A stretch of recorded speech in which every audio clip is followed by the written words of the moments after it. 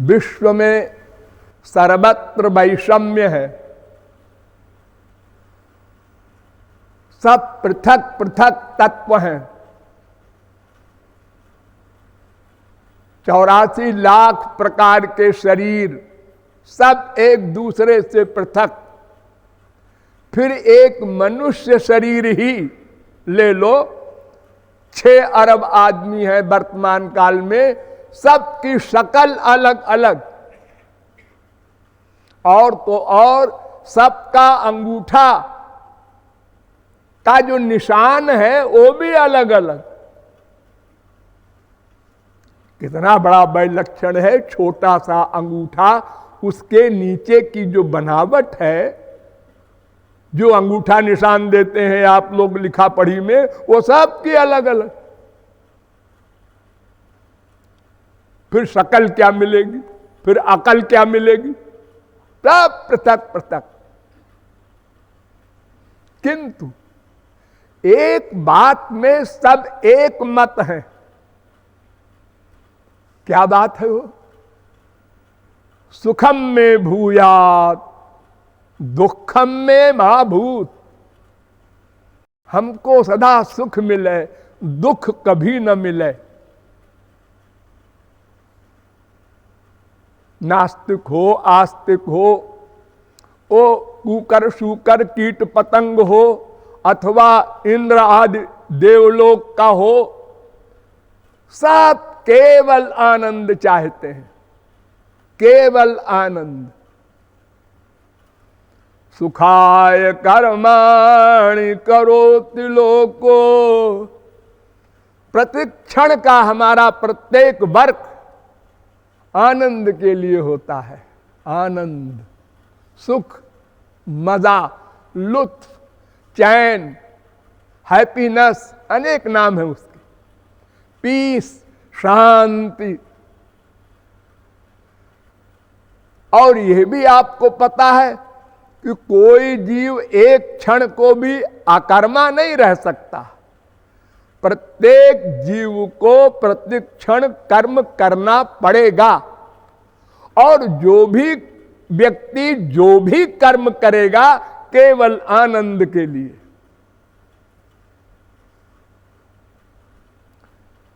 इतना बड़ा आश्चर्य। पशु पक्षी कीट पतंग से लेकर ब्रह्मा तक सब केवल एक आनंद चाहते हैं।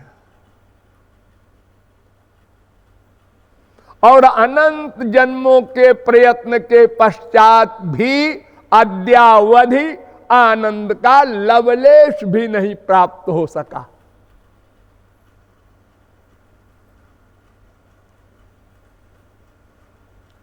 क्या कारण है?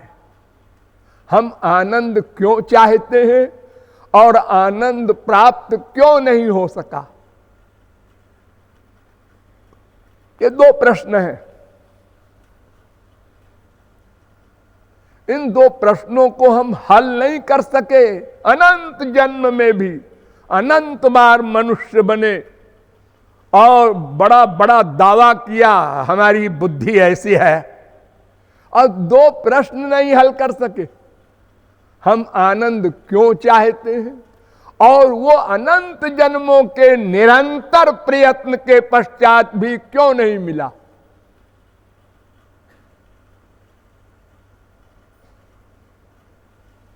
तो आनंद क्यों चाहते हैं, इसका तो उत्तर वेदों ने दिया। वेदों ने कहा कि वो सुप्रीम पावर, वो परात्पर शक्ति आनंद है, आनंद है, और हम उसके अंश हैं। इसलिए केवल आनंद ही चाहते हैं, आनंद ही चाह सकते हैं। अगर प्रयत्न करें दिन रात कि हम दुख प्राप्त करने का लक्ष्य बनावे तो भी असंभव। प्रत्येक अंश अपने अंशी से प्यार करता है। आप लोग दीपक जलाते हैं, ऊपर को लौ जाती है सूरज की तरफ। ये मिट्टी का ढेला है, छोड़ दो, पृथ्वी की ओर जाएगी, उसका अंश है। प्रत्येक अंश अपने अंशी को चाहता है, नेचुरल प्यार है। और आनंदो ब्रह्मेति विजानात आनंदाध्येव खल्विमानि भूतानि जायन्ते आनंदेन जातानि जीवन्ति आनंदम प्रयन्ति अभिसम विशन्ति। वेद कह रहा है, श्वेताश्वतरोपनिषद 3 अध्याय का 6वां मंत्र। ये कह रहा है कि आनंद वो ब्रह्म है, भगवान है, हम उसके अंश हैं, इसलिए आनंद चाहते हैं। ये हमारा नेचर है। कोई कहे जी नहीं, हम और कुछ चाहते हैं। क्या चाहते हो? छोटे से बच्चे से पूछो, क्या चाहते हो? हम परीक्षा में पास हो जाएं। अच्छा, तो ये पास हो करके क्या होगा? अगली कक्षा में जाएंगे, फिर उसके आगे, फिर एमए हो जाएंगे, फिर डीलिट हो जाएंगे। अच्छा, तो इससे क्या होगा? इससे नौकरी मिल जाएगी बढ़िया। अच्छा, उस नौकरी से क्या होगा? 10,000, 20,000, 50,000 पे मिलेगी। अच्छा, तो वो पे लेकर के, वो पैसा लेके क्या करोगे? अरे उससे तमाम संसार का सामान आएगा। हाँ, ये संसार का सामान क्यों चाहते हो? अरे उससे आनंद मिलेगा, आनंद मिलेगा। ये सब सामान जो संसार का है, इसके द्वारा आनंद चाहते हैं। और आनंद क्यों चाहते हैं ये पता नहीं। वो बच्चा कहता है ये पता नहीं है आनंद हम क्यों चाहते हैं। लेकिन मां से, बाप से, बेटे से, बीबी से, पति से, धन से, पड़ोसी से, हर विश्व के कण कण से आनंद चाहते हैं। और निरंतर प्रयत्न करते रहे हैं। बड़ी बड़ी सीट मिली, स्वर्ग में गए। अभी तो हम छोटी सी लिमिट में सोचते हैं, हमारे पास साइकिल है, कार हो जाती है तो आनंद मिल जाता। कार में बैठ के जा रहे हो, हाँ आनंद मिल रहा है। मारुति में एक मर्सिडीज गाड़ी बगल में आके खड़ी हो गई, ये गाड़ी होती तब आनंद मिलता। लो, आनंद ही समाप्त हो गया आपका। अपने से आगे वाले सुख को देखकर अपना सुख क्षीण हो जाता है। एक एमए पास बैठा है, दूसरे बगल में बैठा है। आप कहां तक पढ़े? हाई स्कूल हम तो एमए। और उसके बगल में एक और बैठा मिल गया, आप हम आईएएस है। आईएएस पिचक गया। तो आनंद हमारा जन्म सिद्ध नेचुरल अधिकार है। हम आनंद चाहते हैं और सदा चाहते रहेंगे जब तक आनंद मिल नहीं जाएगा। रसो वै सहा रसग्वम हेवायम लब्ध्वा नंदी भवति। वेद कह रहा है वो आनंद है, उसको पाकर यह आनंदमय हो सकता है।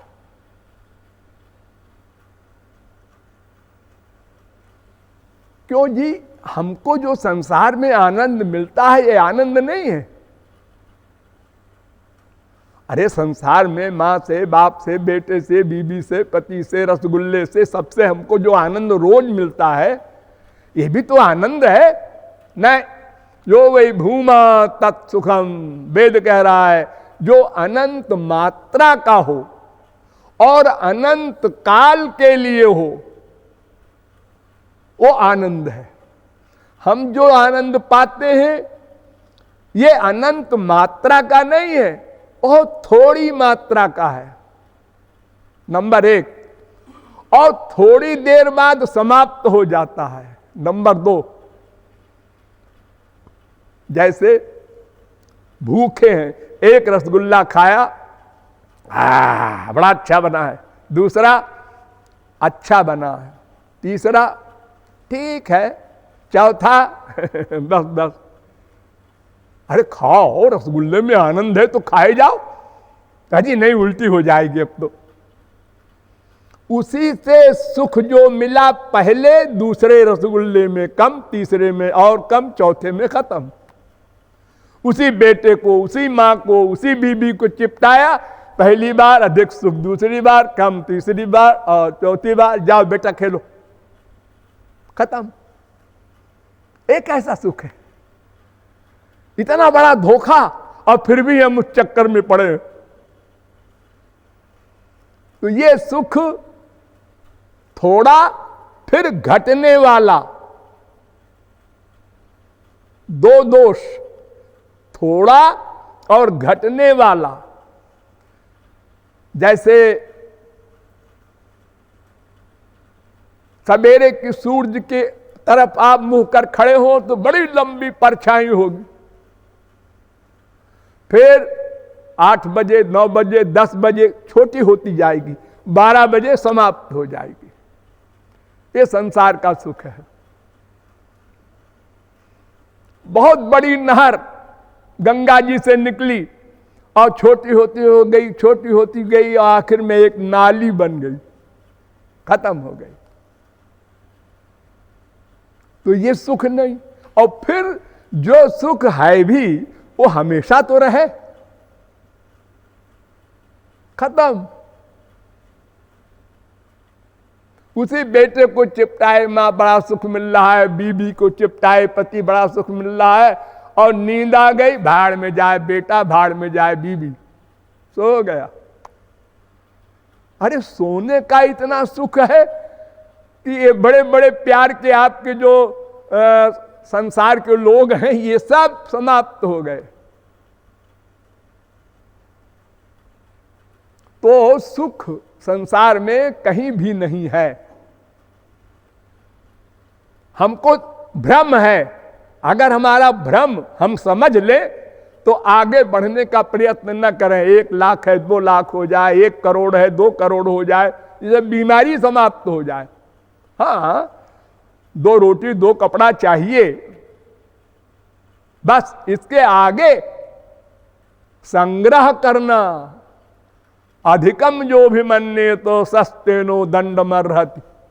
वेद व्यास कहते हैं कि आपके शरीर का काम चल जाए, इतने धन के अलावा अगर और धन इकट्ठा करते हो तो तुम चोर हो। स्पिरिचुअल गवर्नमेंट के यहां से तुम चोर करार दिए जाओगे और दंड मिलेगा, और धन तो यहीं रखा रह जाएगा। भगवान बड़े होशियार हैं, उन्होंने कहा देखो भाई, तुमने 420 करके गरीबों को ठग करके बहुत बड़ी कोठी बनाई। तो देखो ऐसा है कि जब तुम यहां से जाओगे तो ये कोठी तो यहीं रहेगी, क्योंकि पृथ्वी तो हमारी है, तुम इसको ले नहीं जा सकते। और इसके बनाने में जो 420 किया है वो दंड अलग मिलेगा मरने के बाद। और शरीर जो तुमको दिया है मैंने, ये यहीं रखवा लेंगे। अगर शरीर ले जाने की परमिशन होती तो सब हीरे जवाहरात हम इसी में करके ले जाते, संसार समाप्त हो गया होता कब का। लेकिन निराकार रूप से हमको जाना पड़ता है। तो संसार, ये वर्तमान जो मृत्युलोक है, इसमें तमाम क्लासेज हैं। किसी के बाप नहीं है, किसी के माँ नहीं है, किसी के माँ बाप दोनों नहीं है, किसी के पति नहीं है, किसी के बीवी नहीं है, किसी के बेटा नहीं है, किसी के धन नहीं है, किसी का शरीर रोगी है। अनेक प्रकार की गड़बड़ियों में कोई न कोई गड़बड़ी सबको है। लेकिन अगर किसी के सब कुछ हो, तैत्तरीयोपनिषद में लिखा है, शैषा नंदस्य मीमांसा भवति, ये वेद मंत्र है, 2 अध्याय का 8वां मंत्र। कोई पुरुष संपूर्ण पृथ्वी का एक राजा हो, आजकल तो सब अलग अलग देश हैं, अपने देश का कोई प्राइम मिनिस्टर हो जाए, प्रेसिडेंट हो जाए बस। लेकिन प्राचीन काल में सारे विश्व का एक राजा हुआ करता था। ध्रुव प्रहलाद वगैरह हुए हैं। और वो युवावस्था हो, स्वस्थ हो, सुंदर हो, बुद्धिमान हो, गुणवान हो, धनवान हो, प्रजा उसके अनुकूल हो, सब प्रकार के गुण हो उसमें। अगर ऐसा कोई राजा हो तो संसार का सबसे बड़ा सुखी माना जाता है। वो मानुष आनंद की अंतिम लिमिट, ध्यान दो। लेकिन तेजे शतम मानुषा आनंदा, ऐसे सैकड़ों हजारों राजा के सुख के बराबर गंधर्व, मनुष्य गंधर्व लोक होता है एक, वहां का सुख हजारों एक पृथ्वी के सम्राट का सुख बराबर एक मानव गंधर्व के लोक के सुख के। और तेजे शतम मनुष्य गंधर्वाणाम आनंदा स एकहा देव गंधर्वाणाम आनंदा, तेजे शतम देव गंधर्वाणाम आनंदा स एकहा पितॄणाम चिरलोक लोकानाम आनंदा, तेजे शतम पितॄणाम चिरलोक लोकानाम आनंदा स एक आजान जानाम देवानाम आनंदः, तेजे शतम आजान जानाम देवानाम आनंदः, स एक कर्म देवानाम आनंदः, तेजे शतम कर्म देवानाम आनंदः, स एक देवानाम आनंदः, तेजे शतम देवानाम आनंदः, स एक इंद्रस्यानंदः, तेजे शतम इंद्रस्यानंदः, स एको बृहस्पतिरानंदः, तेजे शतम बृहस्पतिरानंदः, स एक प्रजापतिरानंद, तेजे शतम प्रजापतिरानंद, स एको ब्रह्मण आनंद।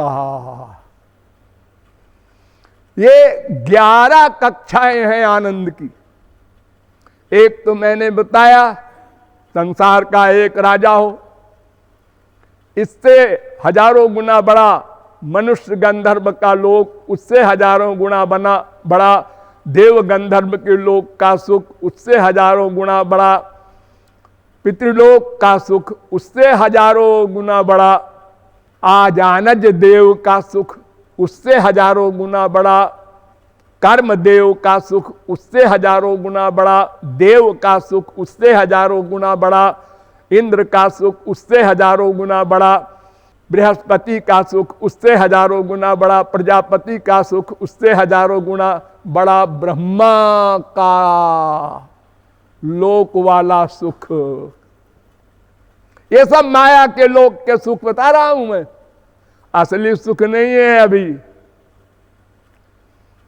जैसे आपके यहां बाहरी अंतर है, एक आदमी रोटी दाल खाता है, एक आदमी 3 तरकारी भी खाता है, एक आदमी और उसमें पूड़ी कचौड़ी हलवा मालपुआ खीर खाता है, थोड़ा थोड़ा अंतर है। ऐसे ही स्वर्गलोक में भी अंतर है। अपने से ऊपर वाले सुख को देखकर दुख होता है। इंद्र भी ब्रह्मा का पद चाहता है, ब्रह्मलोक का सुख देखकर इंद्र को ईर्ष्या होती है। सुरपतिर ब्राह्मम पदम याचते, तो ब्रह्मलोक तक का सुख, ध्यान दो, माइक सुख है, यानी लिमिटेड है और घटने वाला है और कुछ समय का है। आपने पुण्य किया है, जितना पुण्य किया है उतने दिन आप स्वर्ग में रह लीजिए, उसके बाद आइए नीचे कुत्ते बिल्ली गधे की जोनियों में। तो आनंद जो अनंत मात्रा का है वो ब्रह्मलोक तक नहीं, और अनंत काल तक रहेगा ये भी ब्रह्मलोक तक नहीं, वो केवल ब्रह्म के पास है, भगवान के पास है। अब भगवान का पता लगाओ, ये कौन है भगवान, कैसा है, कहां रहता है। उसी से तो आनंद आपको मिलेगा।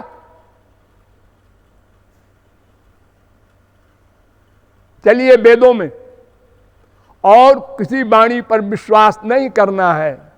क्यों?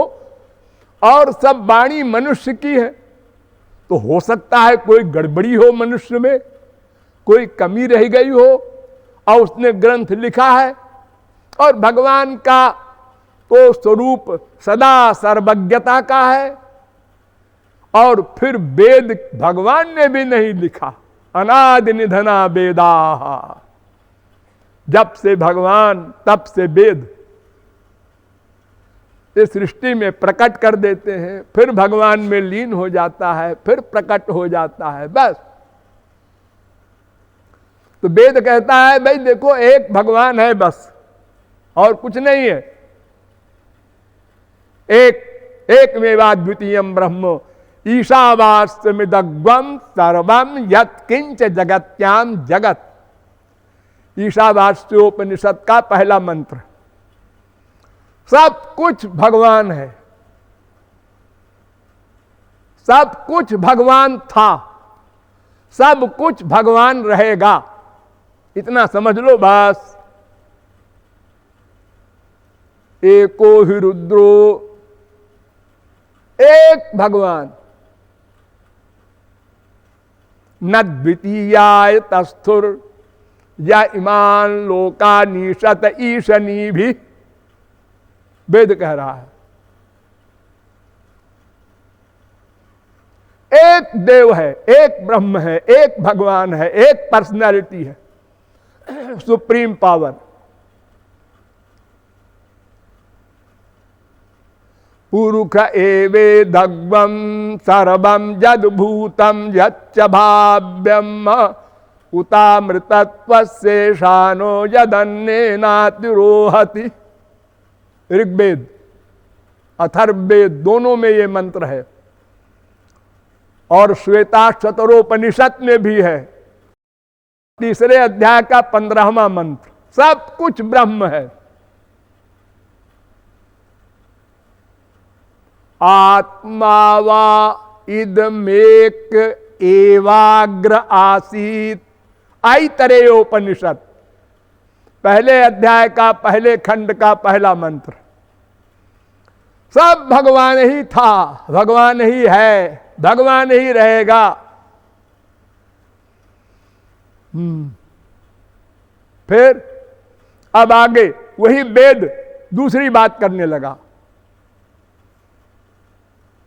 द्वा सुपर्णा सौजा सखाया समानम वृक्षम परिखस्व जाते तयोरन्य पिप्पलम स्वाद्वत्यनन्यो अभिचाकशीति।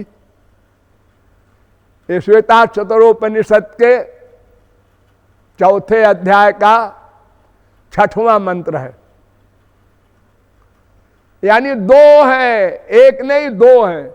हमारे हृदय में दो रहते हैं, एक आप, एक आपका बाप भगवान, ये दो रहते हैं। एक बालक आप और एक पालक भगवान, ये दो रहते हैं, सदा से एक साथ हैं। आप कुत्ते बने, हाँ वो भगवान साथ जाएगा। आप गधे बने, भगवान आपके साथ रहेगा। एक सेकंड को भगवान आपका साथ नहीं छोड़ सकता, ऐसा सखा है। समाने वृक्षे पुरुषो निमग्नो निशया शोचति मुह्यमानः जुष्टम यदा पश्यत्यन्यमीश महिमान बीत शोका। श्वेताक्षतरोपनिषद चौथे अध्याय का 7वां मंत्र। ये कह रहा है देखो भाई, एक तुम हो और एक परमात्मा है। दो हृदय के अंदर ही दोनों रहते हैं, लेकिन यों है रहते हैं, ये जीवात्मा, ये परमात्मा। तो जुष्टम यदा पश्यत्यन्यमीशम, अगर ये जीवात्मा अबाउट टर्न होकर परमात्मा के सामने आ जाए तो बस परमानंद मिल जाए। ये पीठ किए है, विमुख है, माया के सन्मुख है। इतनी सी बात है केवल। यानी दो पर्सनैलिटी हुई अब, जीवात्मा परमात्मा। फिर बदल गया वेद, कहता है नहीं नहीं, दो नहीं, तीन है। सर्वा जीवे सर्व संस्थे बृहंते अस्मिन् हंसो भ्राम्यते ब्रह्मचक्रे पृथगात्मानं प्रेरितारंच मत्वा।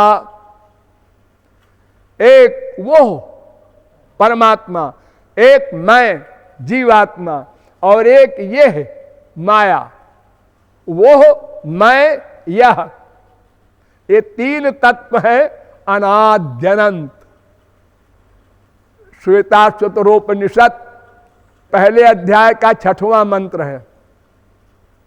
संयुक्त में तत्क्षरमक्षरंच व्यक्ता व्यक्तम भरते विश्वमीशा अनीशात्मा बध्यते भोक्तृभावात् ज्ञात्वा देवं मुच्यते सर्वपाशैः। श्वेताश्वतरोपनिषद पहले अध्याय का 8वां मंत्र। ये क्या कह रहा है? ये कह रहा है कि एक जीव एक माया, ये दोनों अज हैं। अज माने सदा से थे, सदा रहेंगे। इन दोनों का शासक नियामक भगवान, यानी ये दोनों भगवान की शक्ति है, उनके अंडर में रहती है।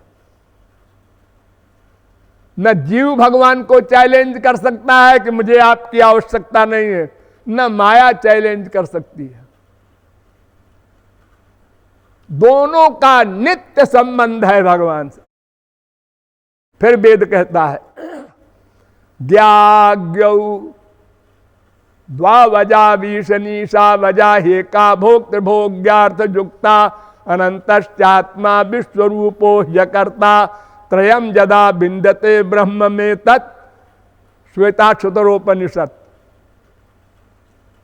कह रहा है देखो, एक ज्ञ होता है सर्वज्ञ भगवान, और एक अल्पज्ञ जीव, और एक माया होती है अजा, यानी अज अज अजा, जिसका जन्म न हो, सनातन हो। अज भगवान, सनातन जीव, सनातनी माया।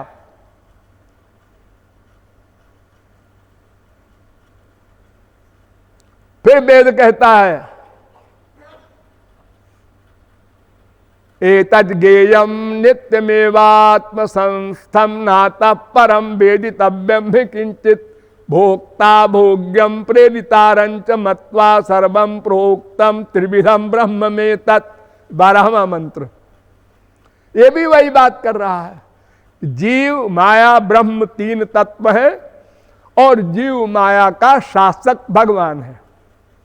क्षरम प्रधानम अमृताक्षरम मरक्षरात्माना विशते देव एका। ये वेद मंत्र भी यही कहता है। डिटेल नहीं करेंगे, सारांश में समझिए कि वेद कह रहा है एक तत्व है भगवान। वही वेद कह रहा है दो तत्व है भगवान और जीव, और वही वेद कह रहा है तीन तत्व है भगवान जीव माया। तो तीनों बात सही है। हाँ, तीनों सही है। क्यों? कि जीव और माया ये भगवान की शक्ति है, तो शक्ति शक्तिमान से भिन्न नहीं रह सकती। शक्ति शक्तिमान के अंतर्गत होती है। चाहे हम कहें ये पेड़ की जड़ है, ये पेड़ का तना है, ये पेड़ की डाल है, ये पेड़ की पत्तियां हैं, ये पेड़ का फूल है, ये पेड़ का फल है, ये सब पेड़ एक है। तो उसी प्रकार भगवान की शक्तियां जितनी भी हैं वो सब भगवान ही कहलाती है। इसीलिए कहा त्रिविधम ब्रह्म, ये तीनों ब्रह्म हैं। तो एक कहो वो भी ठीक, दो कहो वो भी ठीक, तीन कहो वो भी ठीक। आशय ये है आपको आनंद चाहिए, हाँ, तो उसके लिए वेद कहता है रसग्वं हेवायम लब्ध्वा नंदी भवति।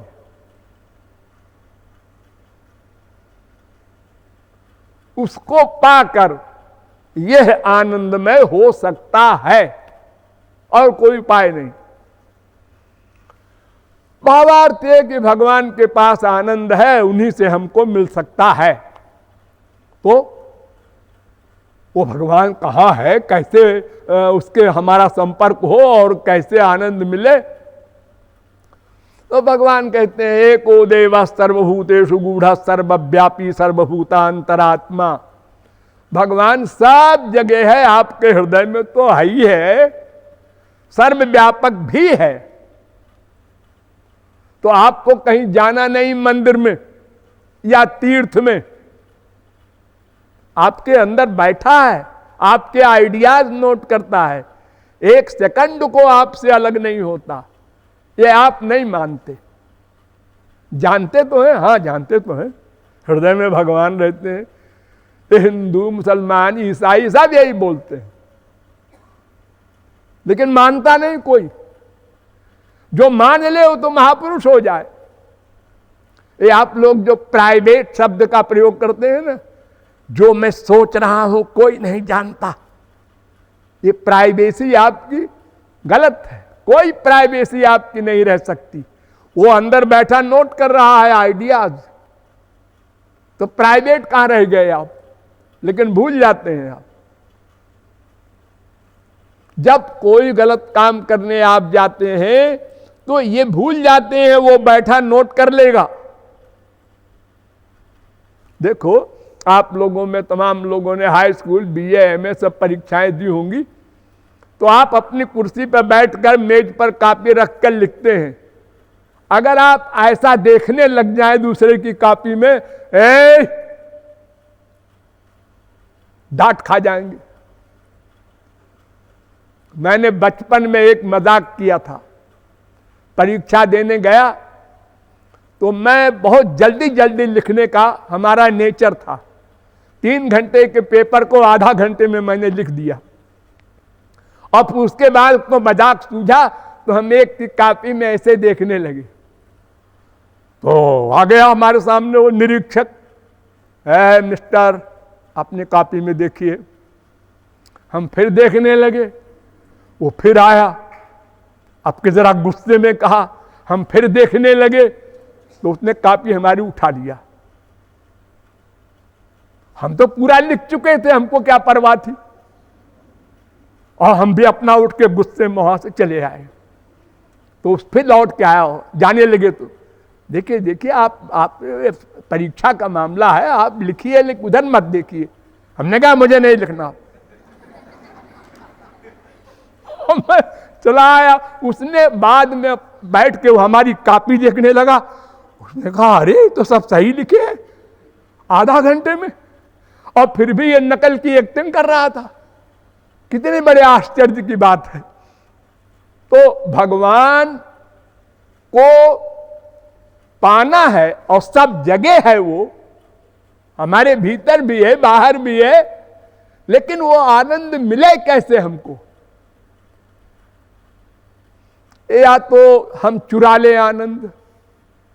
अरे किसी के पास कोई चीज है, चुरा लो। तो भगवान से कैसे चुराओगे? वो सर्वांतर्यामी है, तुम चुराने चलोगे तभी वो नोट कर लेगा। तो जबरदस्ती छीन लो। अरे न तत्समस्याभ्यधिकश्च दृश्यते, वेद कहता है उसके बराबर नहीं है कोई, उससे बड़ा कौन होगा। तो फिर तीसरा रास्ता है भीख मांग लो। ये तीसरा रास्ता,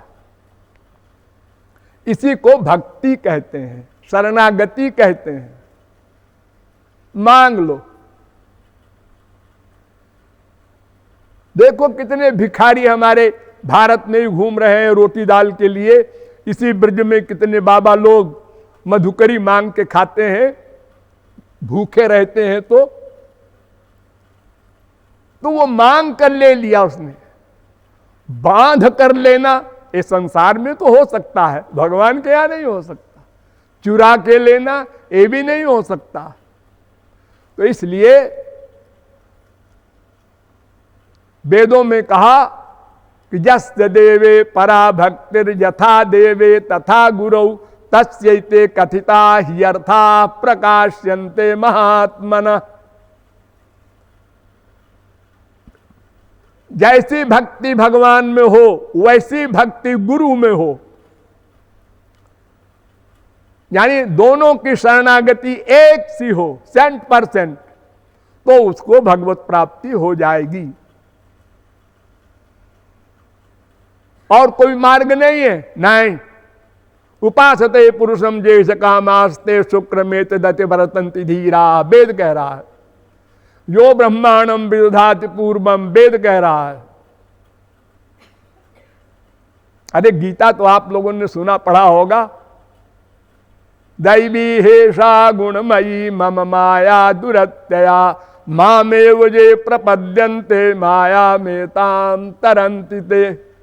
भगवान कहते हैं मेरी एक माया है, उसको पार करोगे तब आनंद मिलेगा। और माया को कौन पार करेगा? ये 7वें अध्याय का 14वां मंत्र है, श्लोक है। जो मेरी शरण में आएगा, मेरी शरण में, भगवान की शरण में, और केवल मेरी शरण में, केवल मामेकम शरणम ब्रज। ये गीता क्या है?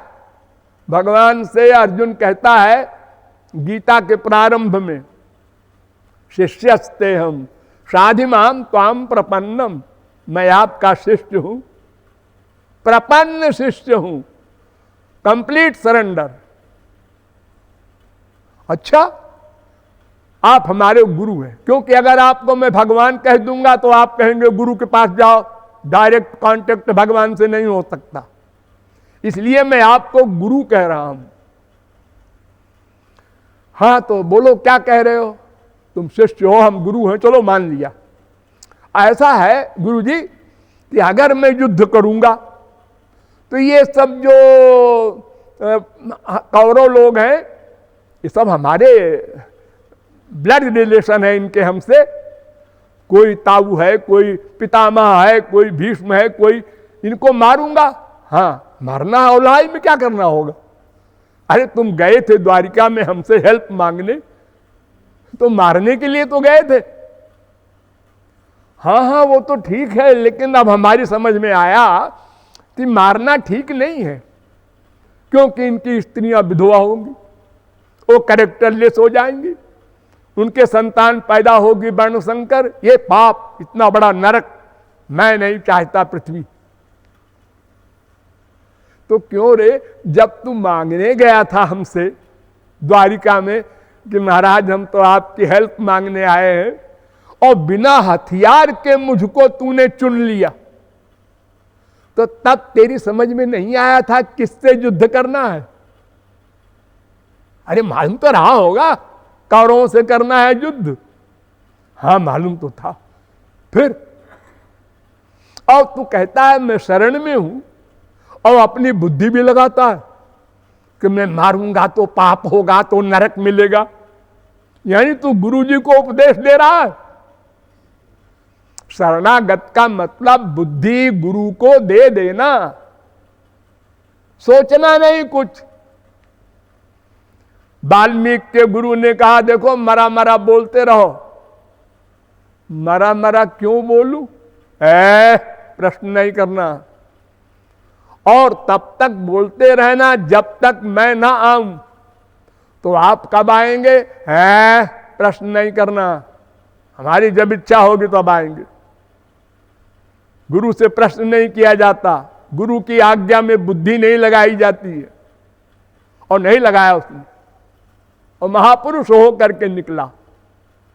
तो अर्जुन तू तो बड़ा विद्वान है, और हमको गुरु कहता है, और शरणागत भी कहता है अपने आप को, फिर ये बुद्धि क्यों लगा रहा है? इसी एक पॉइंट के लिए 18 अध्याय गीता के सुनाए भगवान ने। और जब पूरा ज्ञान हो गया तब भगवान ने अंत में कहा,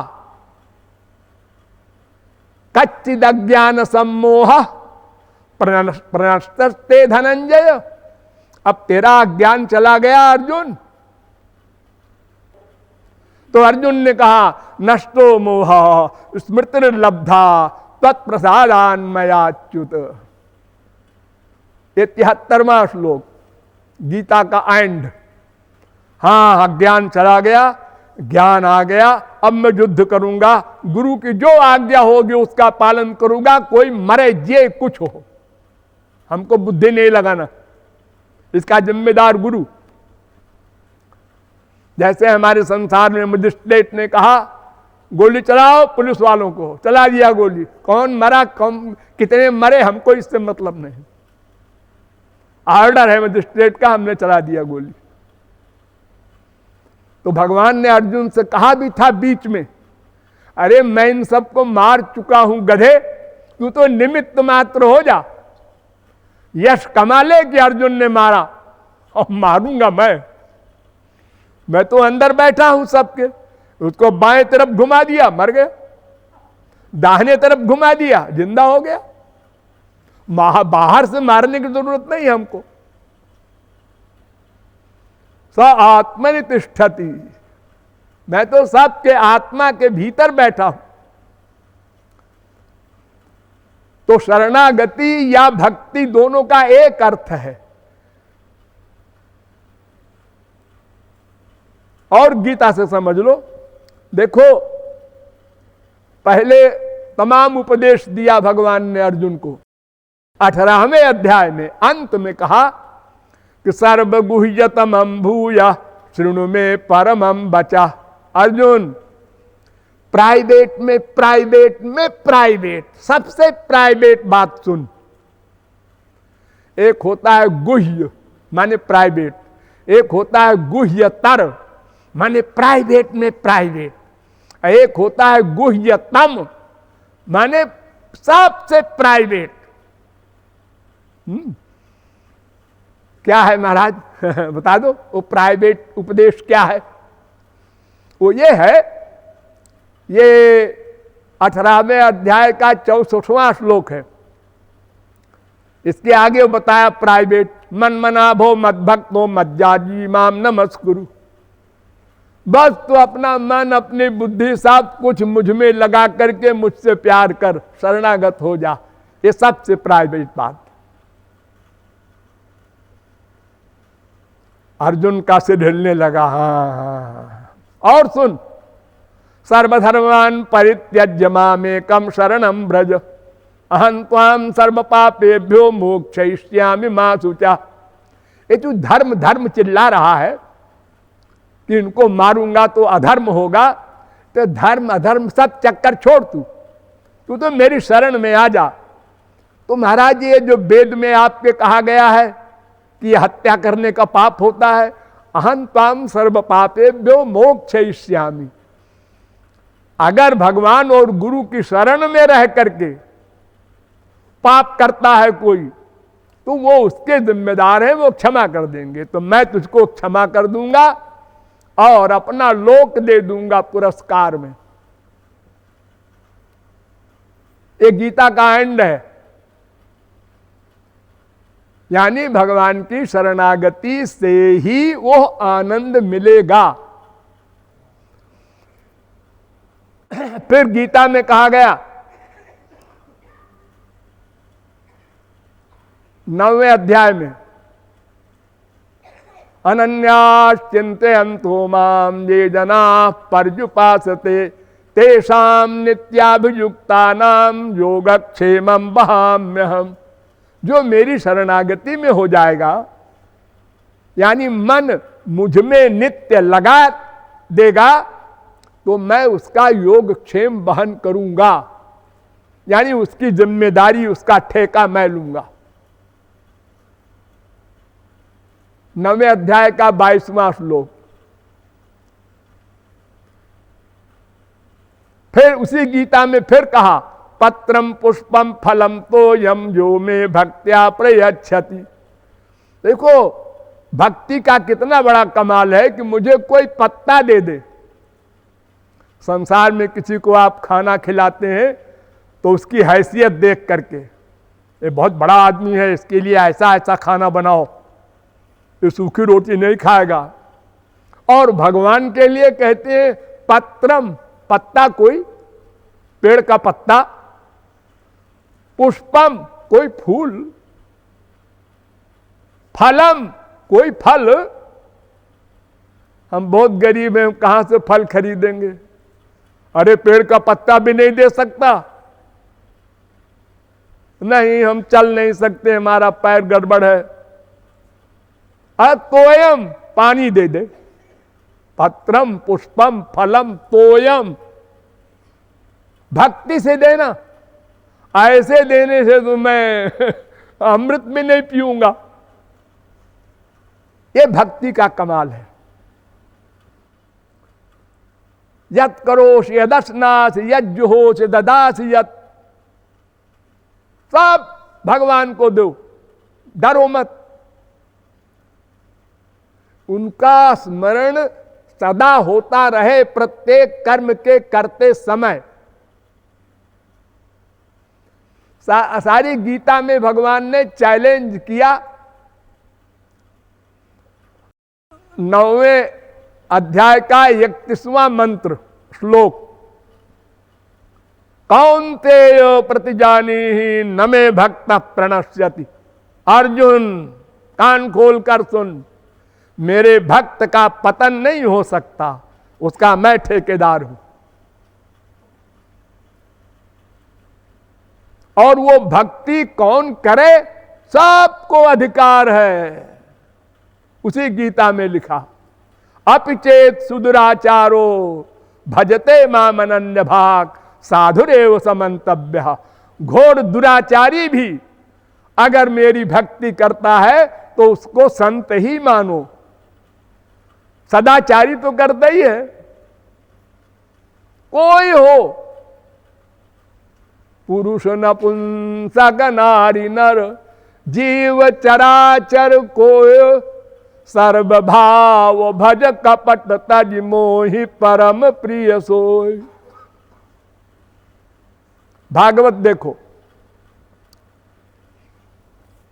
भागवत में इतना सुंदर वर्णन है जितना वेदों में नहीं, शास्त्रों में नहीं और पुराणों में भी नहीं। उद्धव शरी के परमहंस प्रश्न कर रहे हैं श्री कृष्ण भगवान से, बदंत कृष्ण श्रेयांसि बहूनि ब्रह्मवादिना तेषां विकल्प प्राधान्य मुताहो एक मुख्यता। ये प्रश्न है 11वें स्कंद के 14वें अध्याय का पहला श्लोक। हे श्री कृष्ण, कल्याण के अनेक मार्ग संत महात्मा लोग बताते हैं, अनेक। क्या ये सब सही है या इनमें कोई एक सही है? और ये अनेक मार्ग बन क्यों गए?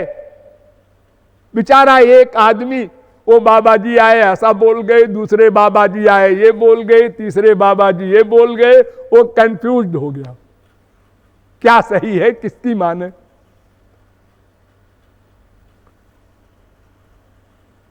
तो भगवान ने उत्तर दिया,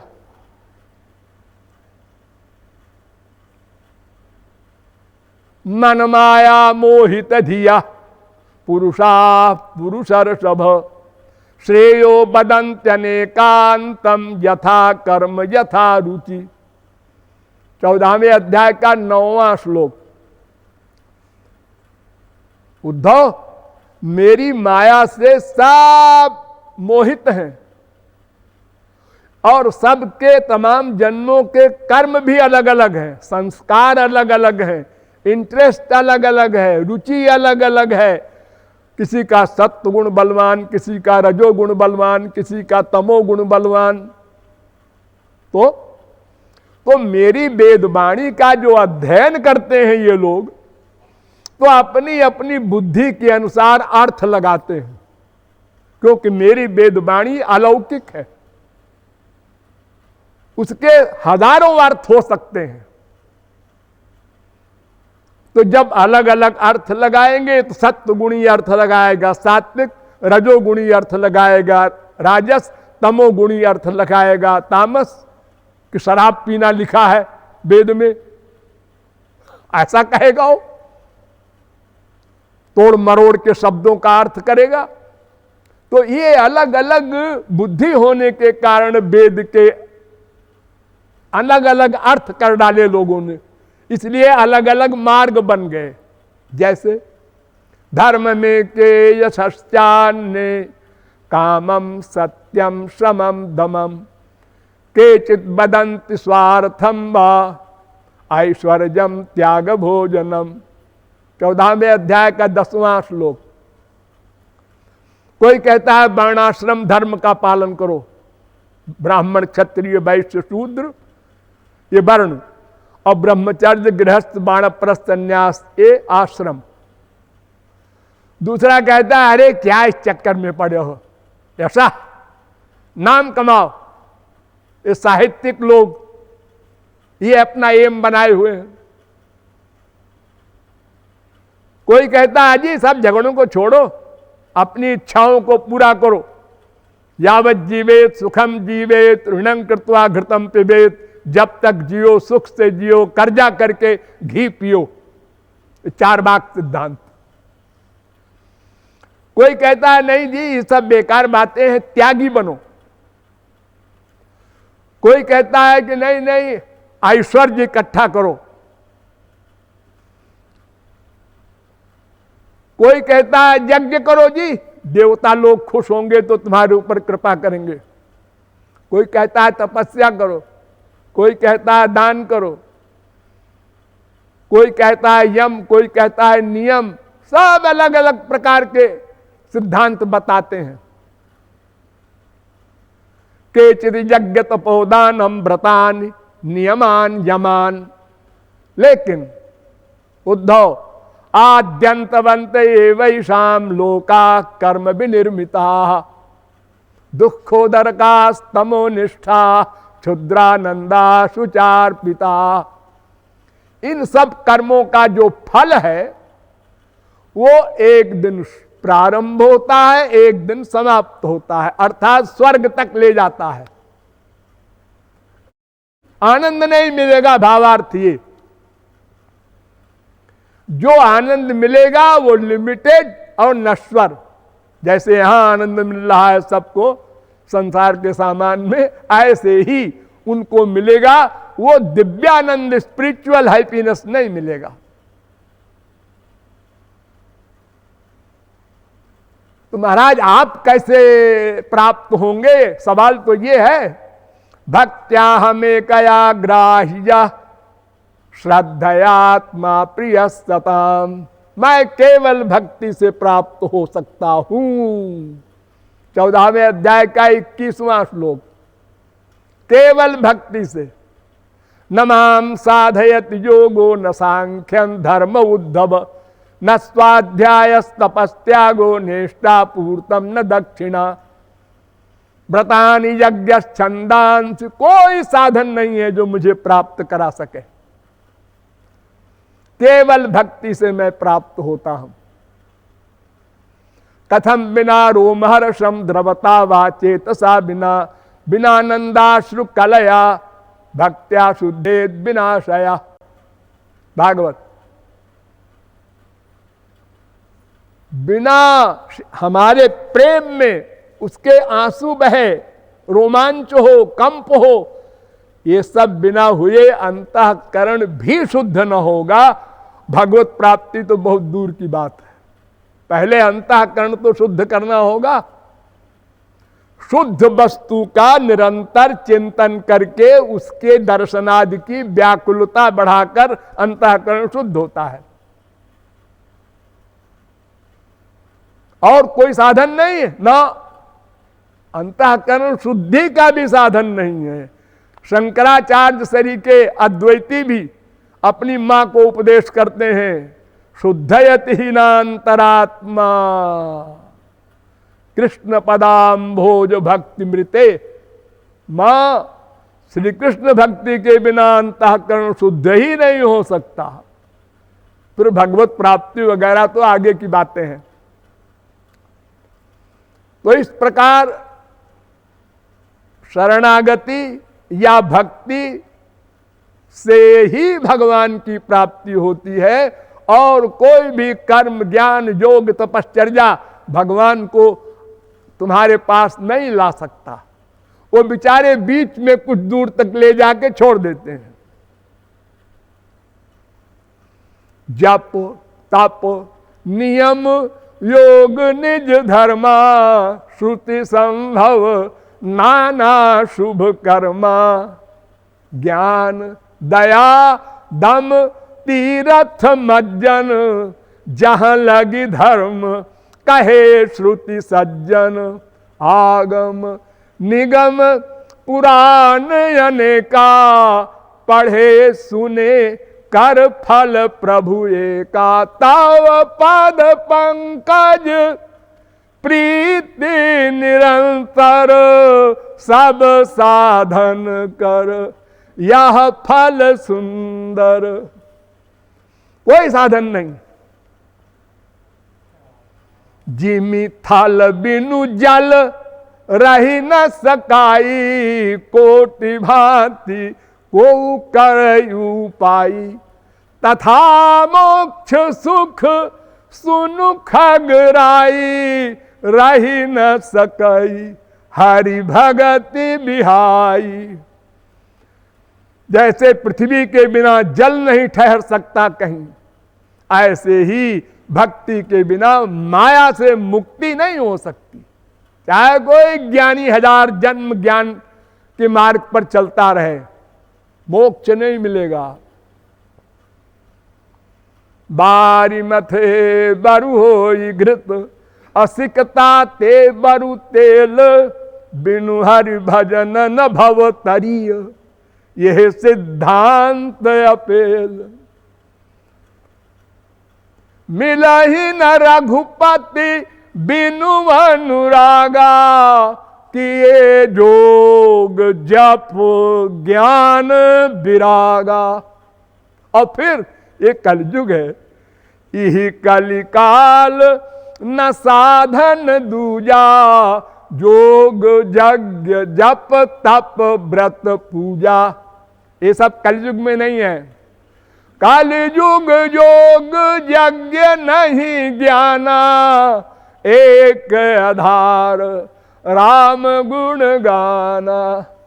साधक सिद्ध विमुक्त उदासी, कवि कोविद कृतज्ञ सन्यासी, योगी शूर सुतापस ज्ञानी, और धर्म निरत पंडित विज्ञानी। तरई न बिनु से मम स्वामी, राम नमामि नमामि नमामि। कोई मानस रोग भी नहीं जाएगा। काम क्रोध लोभ मोह मद मात्सर्य ईर्षा द्वेष पाखंड, ये एक भी दोष नहीं जा सकता। नेम धर्म आचार तप योग यज्ञ जप दान, भेषज पुनि कोटिन करिय, रुज न जाहि हरियान। रोग नहीं जाएगा। कैसे जाएगा? रघुपति भक्ति सजीवन मूरी। लेकिन ये रघुपति भक्ति कराने वाला चाहिए एक, तो सदगुरु वैद्य बचन विश्वासा। कोई महापुरुष मिले और उसकी वाणी पर बिना बुद्धि लगाए 100% विश्वास करो। डॉक्टर के पास जा रहे हो, हाँ तकलीफ है, हाँ अच्छा। डॉक्टर ने देखा, देखो ये दवा 4 बूंद लेना, 1 चम्मच पानी में मिलाना और 3 बार पी लेना। यस डॉक्टर साहब, ये मेरा 6 फुट का शरीर, ये 4 बूंद से क्या होगा? ना बोलो नहीं, जो कहते हैं वैसे करो जा करके। मैं तो पूरी शीशी पीऊंगा, तो मरोगे तो तुम जिम्मेदार हो, मैं नहीं हूं। हाँ देखो हम संसार में अंधविश्वास करते हैं डॉक्टर के आगे जाकर के, और भगवान के एरिया में जाकर के ऐसा है कि मेरी बुद्धि तो ऐसा कहती है, तुम्हारी बुद्धि तो माया की है, वो तो माया की ही बात कहेगी, वो अलौकिक बात कहां से समझेगी और कहेगी। तो साधक सिद्ध कोई हो, उसको सद्गुरु की आवश्यकता है, उसकी शरणागति की आवश्यकता है। फिर रघुपति भक्ति करो तो अंतःकरण शुद्ध होगा, और जब अंतःकरण शुद्ध हो जाएगा तब फिर गुरु स्वरूप शक्ति देगा। ध्यान दो, ये भगवान की एक प्राइवेट पावर है, स्वरूप शक्ति। तो वह शुद्ध अंतःकरण को दिव्य बना देगा, वो ऐसी शक्ति है। मन दिव्य हो जाएगा, बुद्धि दिव्य हो जाएगी, इंद्रियां सब दिव्य हो जाएंगी। यानी भगवान की आंख मिल जाएगी, भगवान के कान मिल जाएंगे, भगवान की नासिका मिल जाएगी। यानी जो जो शक्तियां भगवान की इंद्रियों में है वो तुमको दे देंगे। अब तुम भगवान को देख सकते हो।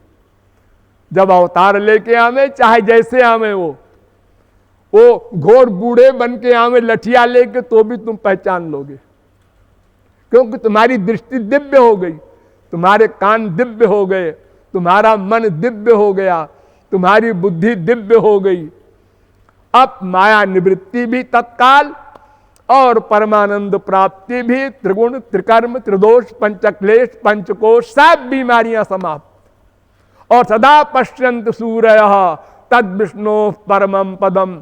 मृत्यु के बाद भगवान के लोक में जाकर भगवत संबंधी परमानंद का उपभोग करोगे। उसमें बहुत बारीकियां हैं, दिव्यानंद में भी बहुत से भेद हैं। एक दिव्यानंद होता है ब्रह्मानंद, उससे बड़ा होता है वैकुंठ का आनंद, वो सगुण साकार का, उससे बड़ा द्वारिका का आनंद, उससे बड़ा मथुरा का आनंद, उससे बड़ा वृंदावन का आनंद, उससे बड़ा कुंज का आनंद, उससे बड़ा निकुंज का आनंद, उससे बड़ा निर्वृत निकुंज का आनंद।